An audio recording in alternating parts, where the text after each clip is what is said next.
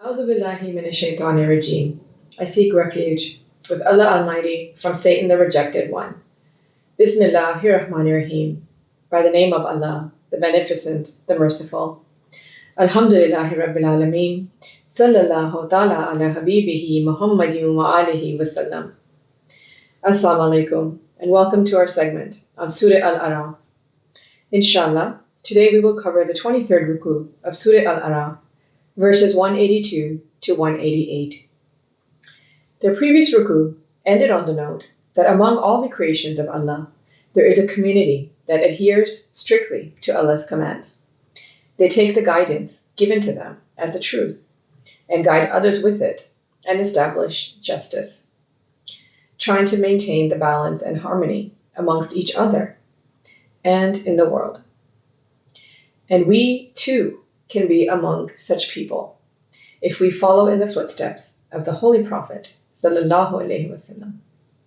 According to his blessed sunnah, we can raise our ranks and achieve success in this life and the hereafter. May Allah grant us the ability to understand the true meanings of the Quran by the grace of his Prophet Muhammad sallallahu alaihi wasallam. Ameen. With this dua, let's begin the 23rd Ruku of Surah Al-A'raaf. Bismillahirrahmanirrahim, verse 182. وَالَّذِينَ كَذَّبُوا بِآيَاتِنَا سَنَسْتَدْرِجُهُمْ مِنْ حَيْثُ لَا يَعْلَمُونَ. But those who falsify our signs, we will progressively lead them from where they do not know. Verse 183. وَأُمْلِي لَهُمْ إِنَّ كَيْدِي مَتِينٌ. And I will give them respite. Indeed, my scheme is firm. Allah's law states that those who commit wrong and evil acts are not punished immediately. They are given respite so they can repent and fix their course of action. Allah's scheme is also mentioned in Surah Al-Nahl, verse 61, where it says, "And if Allah were to impose blame on the people for their wrongdoing, He would not have left upon it any creature, but He defers them for a specified term. And when their term has come, they will not remain behind an hour, nor will they proceed." Some people take advantage of this respite, while those who are obstinate, who continue to do wrong one after another to fulfill their own selfish desires, increasing the burden of sins on themselves, they will be recompensed for their actions with severe punishments. Let's go on to verse 184. أَوَلَمْ يَتَّفَكَّرُوا مَا بِصَاحِبِهِمْ مِنْ جِنَّةٍ إِنْ هُوَ إِلَّا نَذِيرٌ مُبِينٌ. Do they not reflect? Not in their companion is any madness. He is but a warner clear. Tafakkaru means to reflect or to ponder and give thought. In this verse, Allah is asking the wrongdoers and falsifiers to ponder and reflect on His signs. There is no doubt in any of them. He is further stating that those companions who are rightly guided are not foolish or insane. They are but clear warners who mean well and want them to not violate Allah's commands so they can avoid the severe punishment that they will get.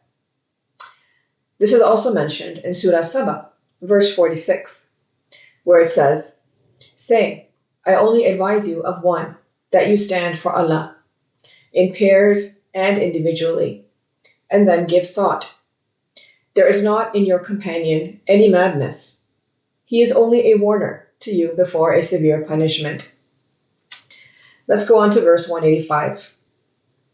أَوَلَمْ يَنْظُرُوا فِي مَلَكُوتِ السَّمَوَاتِ وَالْأَرْضِ وَمَا خَلَقَ اللَّهُ مِنْ شَيْءٍ وَأَنْ أَسَى أَنْ يَكُونَ قَدِ اقْتَرَبَ أَجَلُّهُمْ فَبِأَيِّ حَدِيثٍ بَعْدَهُ يُؤْمِنُونَ.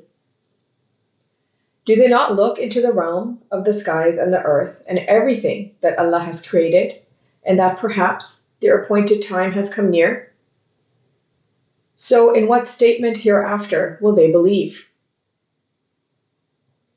In this verse, Allah is emphasizing to observe the signs in the universe and ponder over them.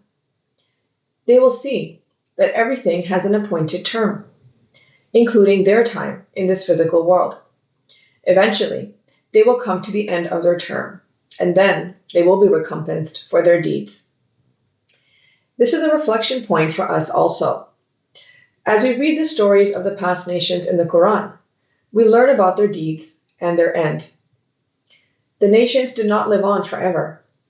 They were done with, and then other nations came, and they too ceased to exist. At the end, they were all recompensed for their deeds. These signs are warnings for us to take lessons from. We see the same deeds happening today by many. So what makes us think that we won't be done with? Which of the many signs of Allah are we not going to accept? This is also stated in Surah Al-A'raaf, verse 3, where it says, "We did not create the heavens and earth and what is between them, except in truth and a specified term. But those who disbelieve, from that of which they are warned, are turning away." Let's go on to verse 186.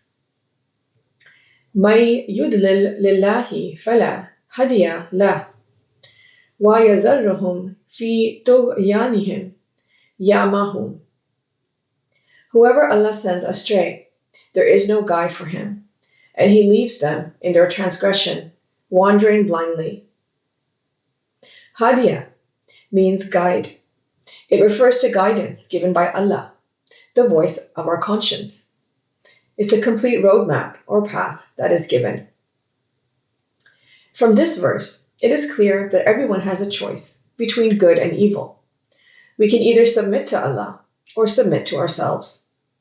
The more that a person transgresses and strays away from the right path, the further he moves away from Allah and ignores the inner voice of his conscience.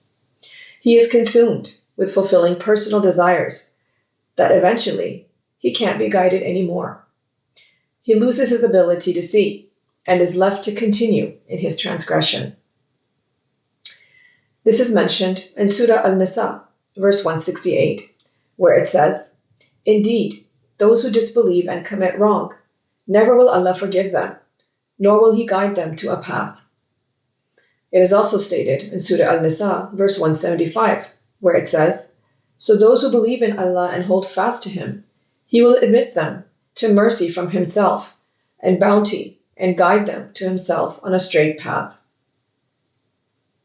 Let's go on to verse 187. يَسْأَلُونَكَ عَنِ السَّاعَةِ أَيَّانَ مُرْسَاهَا قُلْ إِنَّمَا عِلْمُهَا عِندَ رَبِّي لَا يُجَلِّيهَا لِوَقْتِهَا إِلَّا هُوَ ثَقُلَتْ فِي السَّمَاوَاتِ وَالْأَرْضِ لَا تَأْتِكُمْ إِلَّا بَغْتَةً يَسْأَلُونَكَ كَأَنَّكَ حَفِيٌّ عَنْهَا قُلْ إِنَّمَا عِلْمُهَا عِندَ اللَّهِ وَلَكِنَّ أَكْثَرَ النَّاسِ لَا يَعْلَمُونَ. They ask you about the hour. When is its appointed time? Say, its knowledge is only with my Lord. None will reveal its time except Him. It lays heavily upon the skies and the earth. It will not come upon you except suddenly. They ask you as if you are well informed about it. Say, its knowledge is only with Allah, but most of the people do not know. As-sa'ati means the hour, refers to the change of a moment, the beginning of the next stage after one stage. Hafiyun means well informed, having full extensive knowledge about something as a result of extensive research. The hour is mentioned in various verses throughout the Quran. It is referred to as the beginning of the next stage after the end of one stage. For example, it is mentioned in Surah Al-Qamar, verse 46, where it says, "But the hour is their appointed time, and the hour is more disastrous and more bitter. No one is well informed of it, except Allah, who has knowledge of it. It will happen suddenly, and when it comes, it won't be of any good to the wrongdoers. In fact, it will be a heavy burden upon them." Let's go on to verse 188. قُل لَا أَمْلِكُ لِنَفْسِي نَفْعًا وَلَا ضَرًّا إِلَّا مَا شَاءَ اللَّهُ وَلَوْ كُنْتُ أَعْلَمُ الْغَيْبَ لَاسْتَكْثَرْتُ مِنَ الْخَيْرِ وَمَا مَسَّنِيَ السُّوءُ إِنْ أَنَا إِلَّا نَذِيرٌ وَبَشِيرٌ لِقَوْمٍ يُؤْمِنُونَ. Say, not I have power for myself to benefit or harm, except what Allah has willed. And if I would know the unseen, I could have acquired much benefit, and no harm would have touched me. I am not except a warner and a bringer of good tidings to a nation who believe.